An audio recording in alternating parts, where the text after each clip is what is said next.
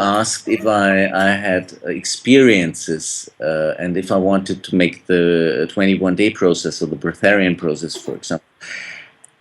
Actually, I thought about that because uh, I already did fasting in the beginning of the 90s, and I thought, oh, okay, then I will do this 21-day process and I never have to eat again and all that stuff.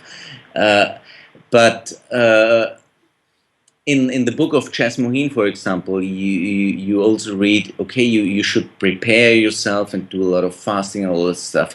And so with this in mind, I did again fasting, and then I suddenly saw how strong the lust for food and taste is, and I suddenly saw, okay, that's absolutely not my way. It's a very high yogic experience that you are not addicted to the senses, and I'm just not in that state, and you have to accept this. And I also think that you have to do this in a very natural way. It's nothing you should do like a sport, and I'm as good as this one, or I'm better, and I have to do this to be enlightened or whatever. I think this is all nonsense. I think if it does not happen in a natural way, it's not good.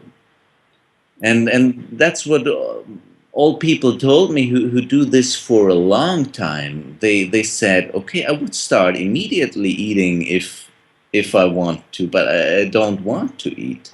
And most people who did 21-day breatharian process had to go back to eating because they just were reading in the book and doing the 21-day process, and I never have to eat again. And you know what, most of them said it was a very inspirational experience. But the outcome of the 21-day process was not that they had the ability to stop eating. It was more like, okay, they gained a lot more weight when they were eating the same amount of food, because it's like when you do a lot of fasting, when you then eat the same amount, you gain Your a lot more weight. metabolism Yeah, changes. because your metabolism is so effective. Yeah. Well, the maybe a deeper level change is just to know that this possibility is not some theory that somebody told you about, but you live that Exactly. experience. It Yeah, that shifts you out of this concept that I need. It's a very different state to relate to it as I want because it's delicious, because this social aspect of gathering with my friends and family is what I'm eating, and sharing with one another, that I'm not taking this for pure survival. So it yeah. changes a lot of our choices because, for example, now in California we have a drought, and there's a lot of discussion about, wow, we have a limited resources of the water. So people feel very threatened. For example, people who feel they need to eat meat, and meat production is very Yeah. intense with the water, they feel their survival is directly threatened.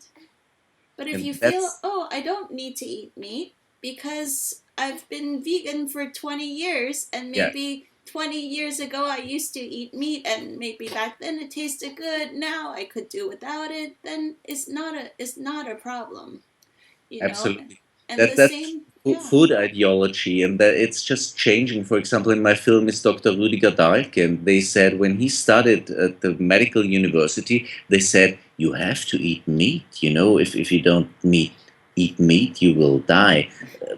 Now this has changed, and Right. Yeah. but back then they said, okay, it's not true. Giants probably they eat secretly meat because if you don't eat meat, you need meat. Yeah. I think the journey we went through with the meat eating has is now transitioning. You know, now we have the consciousness about the vegetarianism and the veganism, and then the intermittent fasting. It's all kind of a constant revolution that's happening amongst the humanity. And yours is like at the cutting edge of that evolution of whether or not you even need any physical food and how much, and to really think about that. It's a really timely discussion when we're looking at resource problems on this planet. Absolutely. Yeah. No, but what we eat in the Western world is completely crazy. And yeah, if we could understand, okay, this is like an addiction, like we know with smoking, you know, a lot of people smoke, but at least they know it's not good. But in the Western world, we have a little the problem that you say, okay, you need 3 times a day to eat, and you need this, you need milk, and you need this and that, and if you don't eat it, you are not healthy.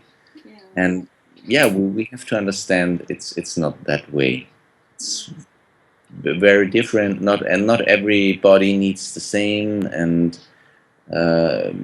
yeah, I always say, okay, if you don't need to eat anything and you do not lose weight and you feel good, so wonderful. Well, why should you change anything?